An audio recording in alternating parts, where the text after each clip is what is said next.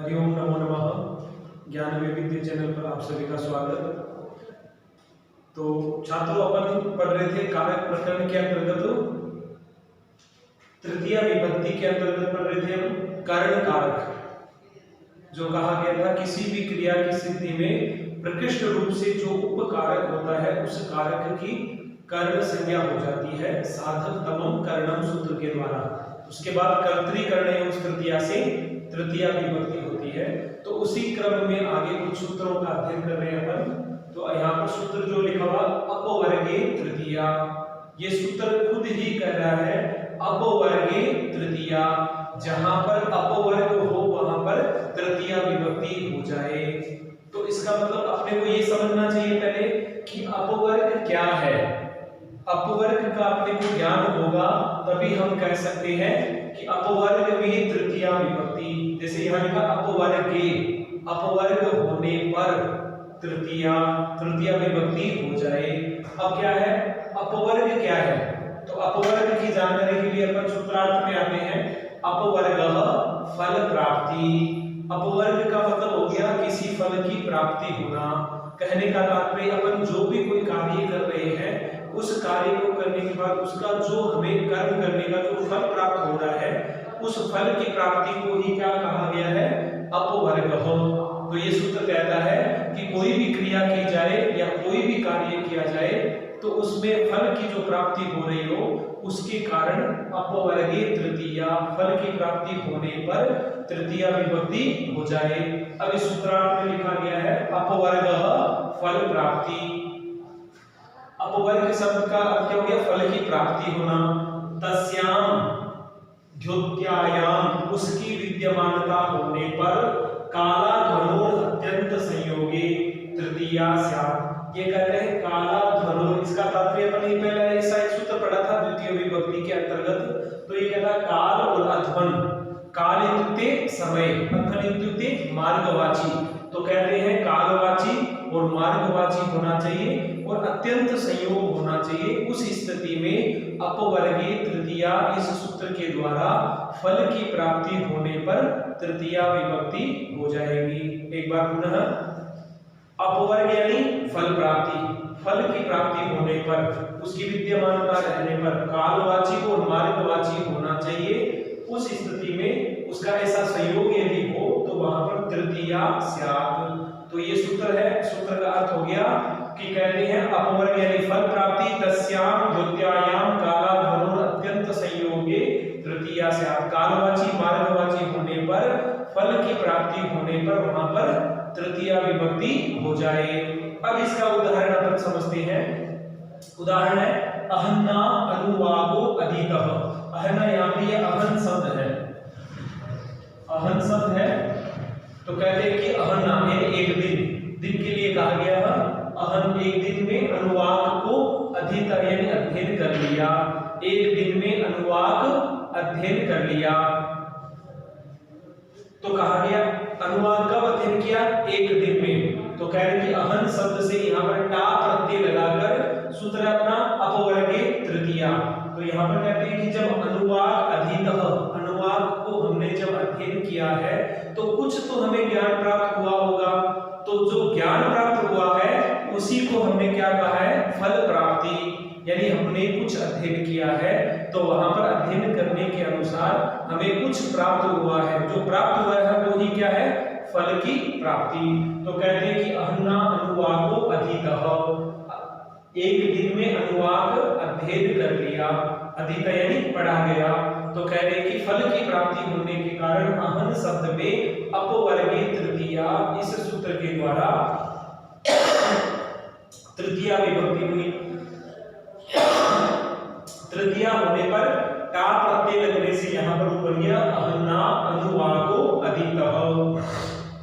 इसी के अंतर्गत आगे है क्रोशेन अनुवाको अधिकः।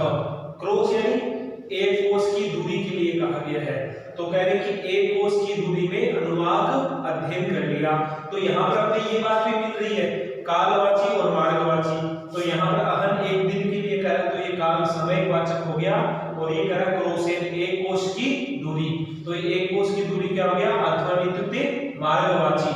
तो कह रहे क्रोशेन अनुवागो अधिकः, एक कोश की दूरी पर अनुवाग अध्ययन कर लिया। तो कहते हैं कि एक कोश की दूरी तक जब हम अनुवाग का अध्ययन करते हैं, अनुवाग ऋचाएं मंत्र आदि, तो कह रहे कि जब ऋचाओं का या मंत्रों का जो अध्ययन किया गया तो कुछ तो उसे अपने को प्राप्त हुआ है, तो जो प्राप्त हुआ है उसी को क्या कहा जाता है, फल की प्राप्ति। अपवर्गे किम, अब कहते हैं कि अपवर्गे किम, अपवर्ग का तात्पर्य क्या है। अपन ये पूरी बात पढ़ी, अपवर्ग यानी फल प्राप्ति। कहने का तात्पर्य जब फल की प्राप्ति हो जाए तो कालवाची और मार्गवाची होने पर वहां पर तृतीया विभक्ति हो जाएगी। इसी अनुसार किसी ने प्रश्न पूछा कि इस सूत्र में यहाँ पर लिखा गया है अपवर्गे की, इसमें अपवर्ग को क्यों ग्रहण किया गया है, सीधा ही कह देते कि फल की प्राप्ति होने पर या तृतीया विभक्ति हो जाए। तो अपवर्ग का मतलब क्या है, फल की प्राप्ति। तो कहने का तात्पर्य कि जब फल की प्राप्ति होगी तभी ये सूत्र क्या करेगा, तृतीया विभक्ति करेगा। यदि कोई कुछ भी कार्य कर रहा है और फल की प्राप्ति यदि नहीं हो रही है तो उस स्थिति में ये सूत्र वहां पर तृतीया विभक्ति नहीं करेगा। तो कहने का तात्पर्य आगे उदाहरण दिया हुआ है, मासम अधितो न आयात, इसका संधिविच्छेद करते तो हो गया न आयात, मासम अधितो न आयात, अलग अलग करेंगे तो मासम अधितः न आयातः। कहने का तात्पर्य महीने भर अध्ययन किया फिर भी कुछ न आयात, कुछ भी प्राप्त नहीं हुआ। महीने भर अध्ययन किया है लेकिन कुछ प्राप्त नहीं हुआ। इस वाक्य में स्पष्ट हो रहा न आयातः, महीने भर अध्ययन किया है फिर भी कुछ अध्ययन करने के बाद में भी न आया, कुछ भी ज्ञान प्राप्त नहीं हुआ है। तो स्पष्ट है ज्ञान प्राप्त नहीं हुआ, तो इसका मतलब फल की प्राप्ति नहीं हुई है। अब कह रहे कि वो जो फल की प्राप्ति नहीं हुई है तो अब यहाँ पर अपने को अपवर्गे तृतीया से तृतीया हो सकती है क्या, क्योंकि सूत्र में स्पष्ट है कि फल की प्राप्ति होने पर ही ये क्या करेगा, कालवाची और मार्गवाची जो पद है उसकी तृतीया। तो अब यहाँ पर कहते हैं कि जो मासम यानी एक महीने भर, तो ये कालवाचक हो गया कि समय कितना लगा, एक महीना लगा, अध्ययन किया फिर भी कुछ नहीं आया। तो कह रहे हैं कि मासम के अंतर्गत फिर यहाँ पर अपवर्गीय तृतीया से तृतीया विभक्ति नहीं होगी। तृतीया नहीं होगी तो अब क्या करना है, अपन ने पहले पढ़ा है काला ध्वनोर अत्यंत संयोगी, कालवाची होना चाहिए और मार्गवाची होना चाहिए अत्यंत संयोग होने पर, वहां पर मासम के अंतर्गत यहाँ क्या होगी, द्वितीया विभक्ति। तो ये सूत्र अपना स्पष्ट है, अपवर्गे तृतीया, फल की प्राप्ति होने पर तृतीया विभक्ति हो जाए लेकिन कालवाची और मार्गवाची होना चाहिए उसी स्थिति में। अब कह रहे हैं कि अपवर्ग क्या है, तो कहा गया मासम अधितो न आयात, महीने भर अध्ययन कर लिया फिर भी कुछ नहीं आया। तो कहने का तात्पर्य फल की प्राप्ति नहीं हुई। तो फल की प्राप्ति जब नहीं हुई है तो ये सूत्र भी वहां पर कार्य नहीं करेगा। तो यहाँ पर अपन कह सकते हैं अपवर्ग, इसको इसीलिए स्पष्ट रूप से सूत्र में ग्रहण किया गया है। यहाँ अपवर्ग को ग्रहण नहीं करते तो तृतीया यहाँ पर भी हो सकती थी, वो ऐसा उचित नहीं होता। और इसी क्रम में आगे सूत्र पढ़ते हैं अपन,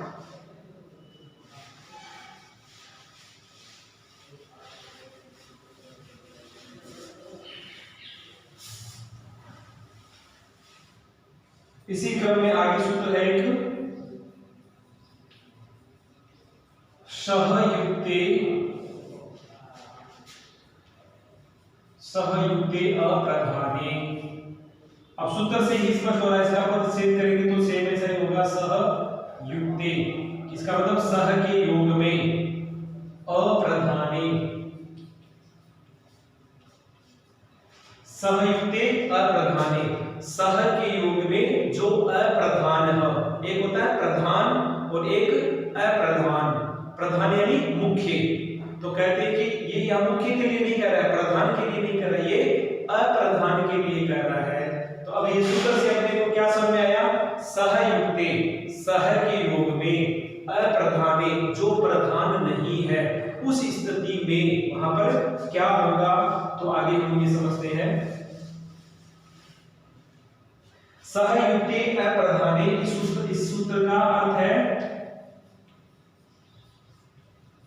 सहार्थेन, सह का अर्थ होने पर, सहार्थेन युक्ते सहार्थेन युक्ते अप्रधाने तृतीया स्यात्।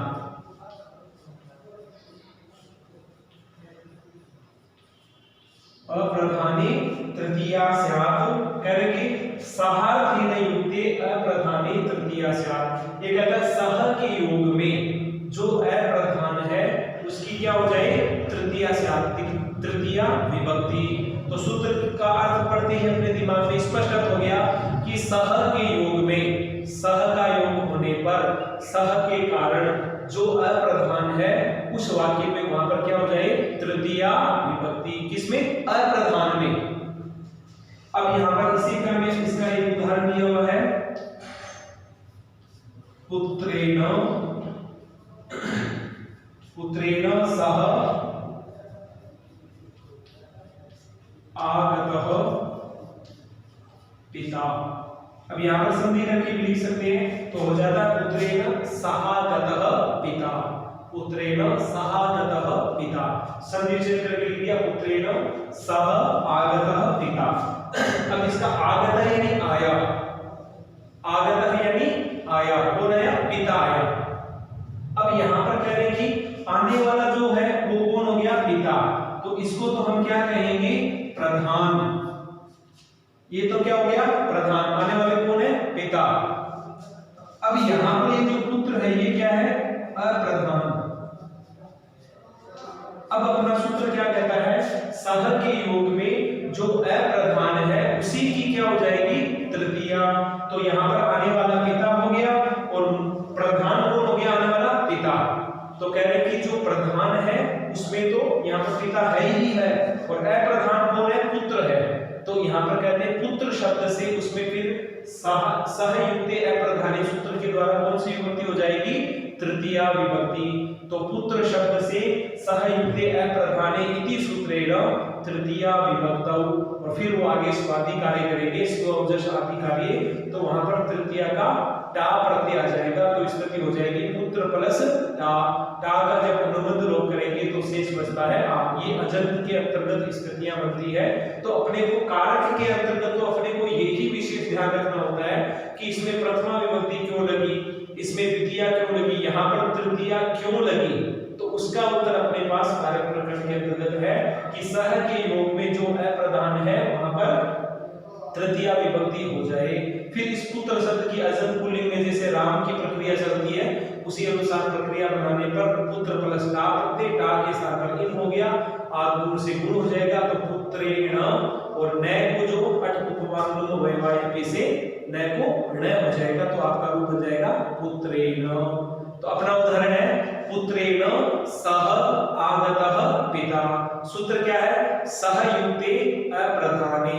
सह के योग में जो अप्रधान है उसकी क्या हो जाएगी तृतीया विभक्ति। अब इसी सूत्र में आगे इसी प्रकार लिखा गया है।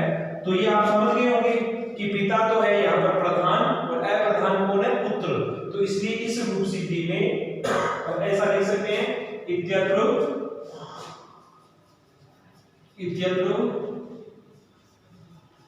पिता मुख्य अथवा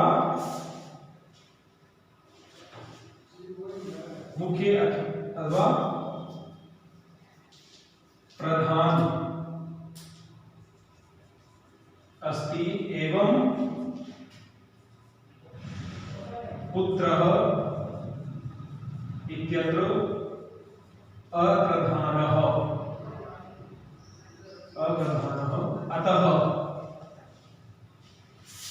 अतः सहयुक्ते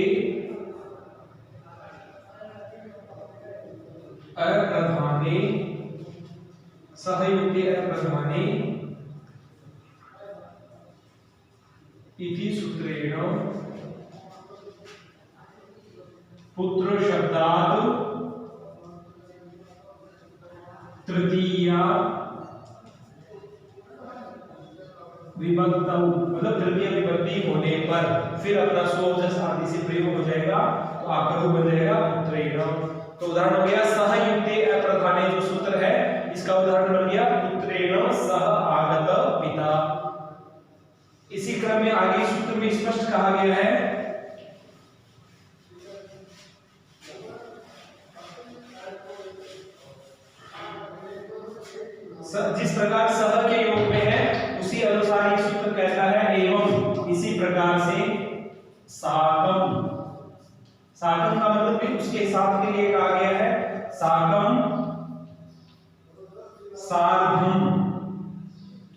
साकम सार्धम समम योगे अपि। ये सूत्र कहता है साकम सार्धम समम योगे, इनके योग में भी, साकम के योग में भी, सार्धम और समम के योग में भी सहयुक्त प्रधान से क्या हो जाएगी? तृतीया विभक्ति। इसी तरह आगे कहते हैं विना अपि, विना अपि, विना अपि यानी बिना के, बिना के योग में भी, बिना अपि तद योगम तृतीया। ये कह रहे हैं कि जहां पर बिना के योग में भी तृतीया भी होती है, उसी तरह ये कहता है कि जैसे सह का प्रयोग यदि नहीं किया जाए और उसका अर्थ प्रतीत हो रहा हो तो वहां पर भी क्या हो जाएगी? तृतीया विभक्ति। जैसे उदाहरण के लिए कहा गया है वृद्धो यूना, तो यूना में वृद्धो यूना, युवन शब्द से बन रहा है यूना, तो यहां पर यूना में तृतीय विभक्ति बनी है, तो कहते हैं वृद्धो यूना इत्यादि निर्देशात। इसके निर्देश के अनुसार कहते हैं कि सह के योग में जो अप्रधान कारक है उसकी क्या हो जाएगी? तृतीय विभक्ति। उसी क्रम में उदाहरण बन गया पुत्रेण सह आगतः पिता। इसी क्रम में करें साकम सार्धम समम, इनके योग में भी क्या हो जाएगी? तृतीय विभक्ति। ये कहना बिना अपि तद योगम, कहते हैं कि सह का जहां पर लिखा गया स्पष्ट रूप नहीं हो तो वहां पर भी क्या हो जाएगी? तृतीय विभक्ति। तो कह रहे हैं कि वृद्धो यूना, तो यूना में यहां पर क्या हुई है? तृतीय विभक्ति हुई है। अस्तु सहयुक्ते अप्रधान, सह के योग में जो अप्रधान है उसकी तृतीय विभक्ति पुत्रेण सह आगतः पिता, तो पुत्रेण में यहां पर सूत्र से क्या होगी? तृतीय विभक्ति।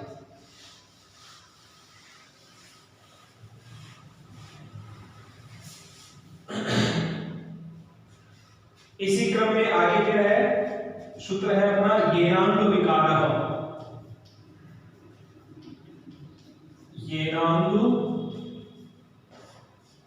अपना सूत्र है येनांग विकारः। तो इस सूत्र से कुछ बात तो स्पष्ट हो रही है कि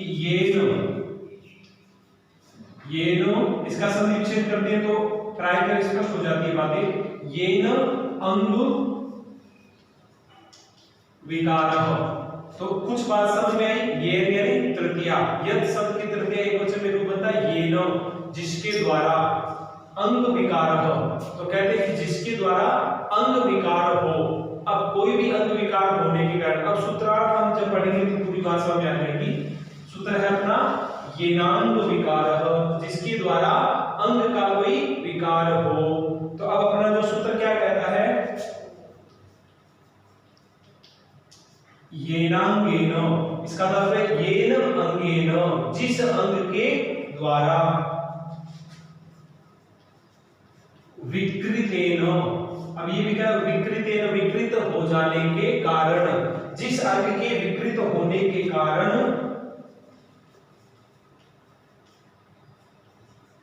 अंगिनो, जो अंगिनो जो अंग है, अंगिनो येन अंगेन विकृतेन अंगिनो विकारः,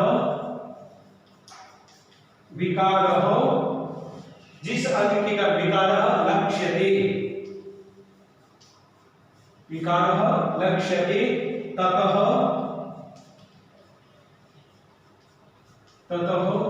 तृतीया स्यात्। इसका उदाहरण हो जाएगा अक्षना काणः, ये तो हो गया इसका सूत्रार्थ और ये हो गया इसका उदाहरण। देखो सूत्र स्पष्ट है, येन अंग विकारः, येनांगेन जिस अंग के द्वारा, विकृतेन विकृत हो जाने के कारण, अंगिनो जो अंगी है, जो शरीर है, विकार है वहां पर यदि कोई विकार हो जाए, लक्ष्य विकार यदि लक्षित हो, ततः तृतीया स्यात्, अब उसके कारण वहां पर क्या हो जाए? तृतीया विभक्ति। अब कह रहे अक्षरा काणः, अब जिस प्रकार आंखें हैं तो किसी की एक आंख यदि विकृत हो जाए या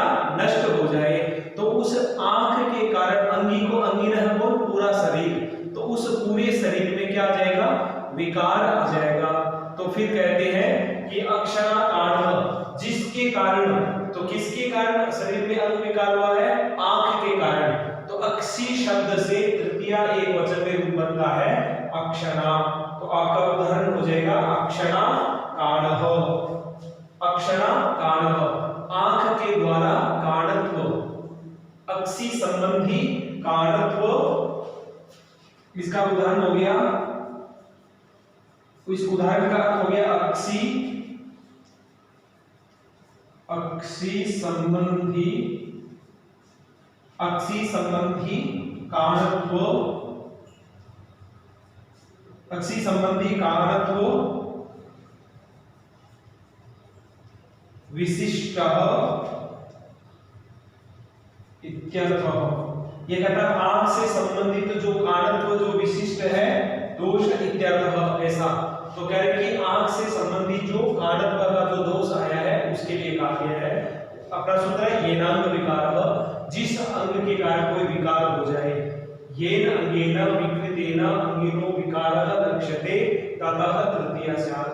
जिस अंग के द्वारा विकृत हो जाने के कारण पूरे अंगिन यानी पूरे शरीर में कोई विकार उत्पन्न हो जाए, लक्ष्यते ततः उस अंग के कारण वहां पर क्या हो जाए? तृतीया स्यात्, वहां पर क्या हो जाए? तृतीया विभक्ति हो जाए।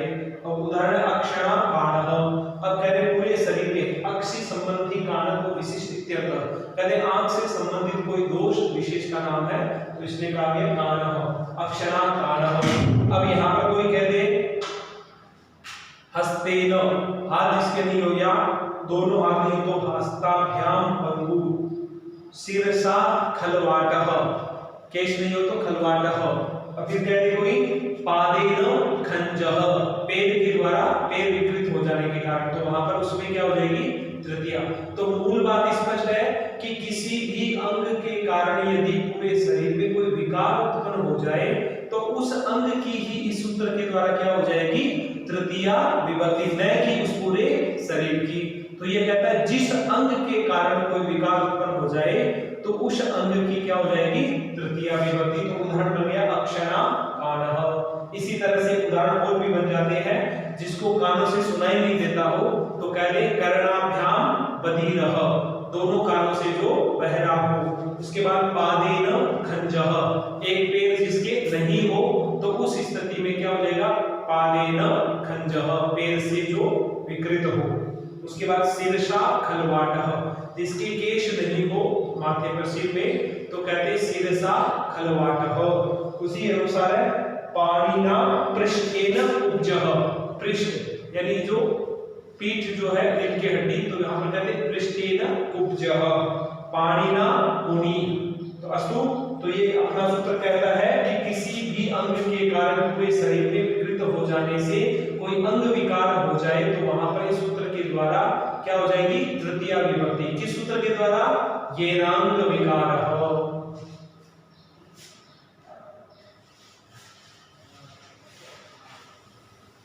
अब देखो इसी सूत्र में आगे कुछ बात लिखी गई है, अंग विकारः किम, अंग विकारः किम, अंग विकारः किम यानी अंग विकार क्या है। उस स्थिति में उदाहरण यहां पर बनता है अक्षी काणम अस्य, अक्षी काणम अस्य। अब यहां पर करें अक्षी में कौन सी विभक्ति हुई है?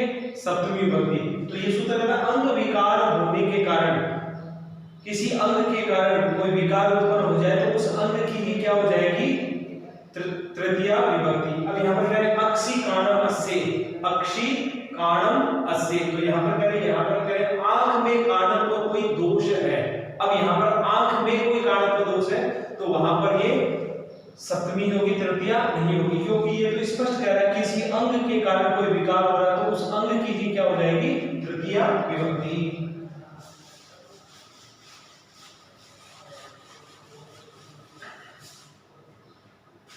अस्तु, इसी तरह से आगे एक सूत्र और है अपना इत्थम भूत लक्षणे।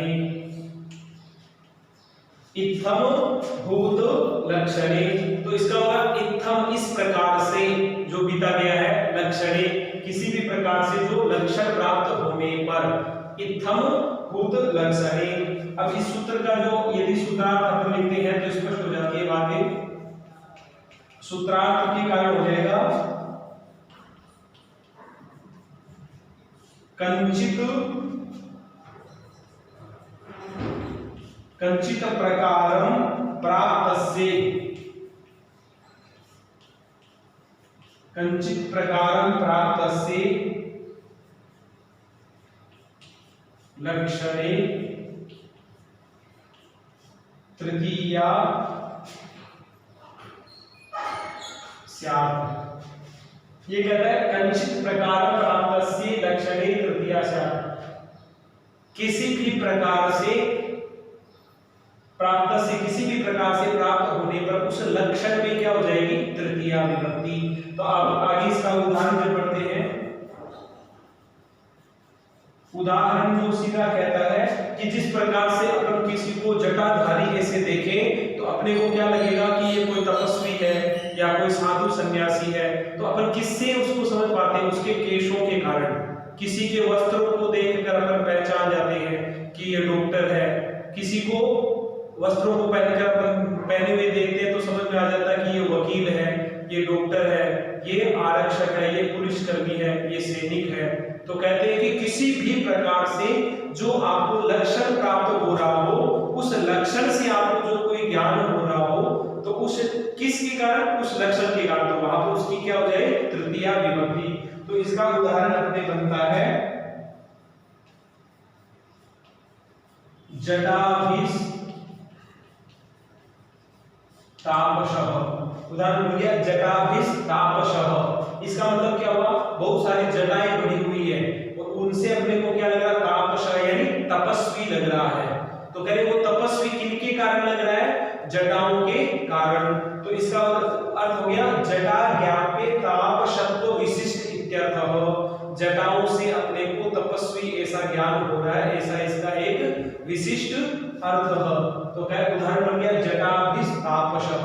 इस सकार का यहाँ पर विसर्ग हो जाएगा। तो भिष, अब जटा एक वचन है नहीं, जटा है बहुवचन है, तो जटाओं से हमें तपस्वी प्रतीत हो रहा है। तो अभी अपना सूत्र क्या रहता है, किसी भी प्रकार से जो लक्षण दिखाई दे रहे हैं तो उस लक्षण में क्या हो जाएगी, तृतीया विभक्ति।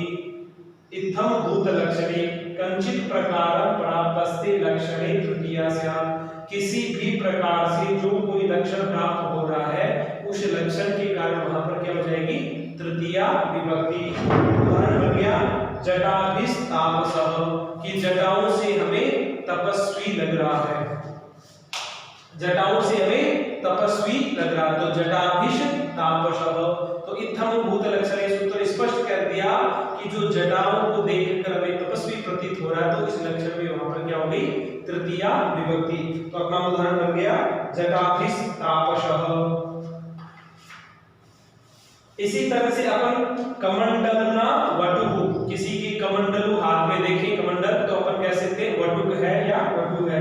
शरीरेण मल्लः, किसी का शरीर जो एकदम बढ़िया शरीर यदि अपन देखकर कह सकते हैं कि ये मल्ल युद्ध करने योग्य है। तो कहते हैं कि वेशेण यति, वेशभूषा के कारण यति यानी साधु हमें प्रतीत हो रहा है।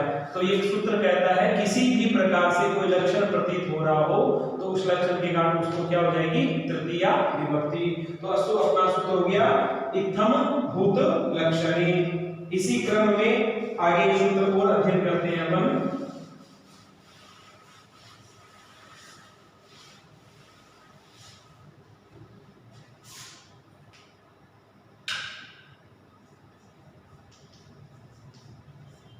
अपना सूत्र है संज्ञो अन्यतरस्याम, संज्ञो अन्यतरस्याम कर्मणि। सूत्र है संज्ञो अन्यतरस्याम कर्मणि। अब इस सूत्र से स्पष्ट, संज्ञो इत्युक्ते सम उपसर्ग पूर्वक ज्ञा धातु होने पर, अन्यतरस्याम का मतलब अन्यतरस्याम यानी विकल्प से, कर्मणि यानी कर्म में, कहते हैं कि समपूर्वक। अब इसका सूत्रार्थ क्या पढ़ेंगे, सूत्राभः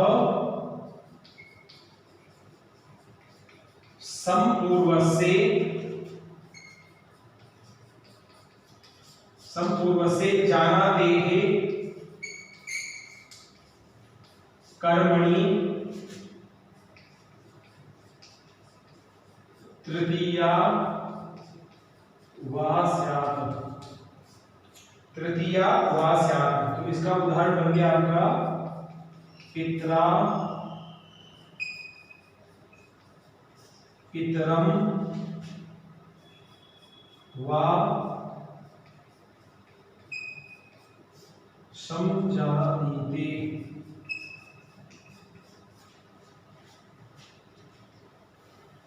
उदाहरण सूत्र अपना हो गया समपूर्व से, सम उपसर्ग पूर्वक जानाते यानी ज्ञा धातु जानने अर्थ में होने पर कर्मणि उस कर्म में तृतीया वास्या उस कर्म में विकल्प से क्या हो जाए तृतीया विभक्ति। तो अब यहां पर अपना उदाहरण बनता है सूत्र है संज्ञो अन्यतरस्याम कर्मणि। सूत्र में स्पष्ट हो रही है सम उपसर्ग पूर्वक ज्ञा धातु होने पर अन्यतरस्याम यानी विकल्प से कर्मणि यानी कर्म में, तो कौन सा प्रकरण चल रहा है अपना तृतीया विभक्ति का, तो उस कर्म में क्या हो जाए तृतीया विभक्ति। तो उदाहरण सूत्र में स्पष्ट हो गया समपूर्वस्य जानाते कर्मणि तृतीया वास्या, वा का मतलब अथवा विकल्प से क्या हो जाए तृतीया विभक्ति। उदाहरण पितरा पितरम वा संजानीते। अब यहां पर समजानीते यानी जानता है, सम उपसर्ग पूर्वक ज्ञा धातु से ऊपर गया समजानीते। अब कहते हैं कि जानता है पितरम पितरम समजानीते, पिता को जानता है। तो अब यहाँ पर किसको जानता है पिता को, तो यहाँ पर कर्म क्या है पिता। अब अपना सूत्र क्या कहता है सम उपसर्ग पूर्वक जानाते हैं के प्रयोग में जो कर्म है उस कर्म में कौन सी विभक्ति हो जाए विकल्प से तृतीया विभक्ति। तो अब यहाँ पर पितृ शब्द में द्वितीय एक वचन में तो बन गया पितरम। अब ये पितरम यहाँ पर क्या है कर्म है, अब उस कर्म में विकल्प से क्या हो जाएगी तृतीया विभक्ति। तो पितृ शब्द की तृतीया एक वचन में आपके रूप बन जाएगा पितरा, किसके द्वारा संज्ञो अन्यतरस्याम कर्मणि। ये सूत्र कहता है सम उपसर्ग पूर्वक ज्ञा धातु होने पर कर्म में विकल्प से क्या हो जाएगी तृतीया विभक्ति।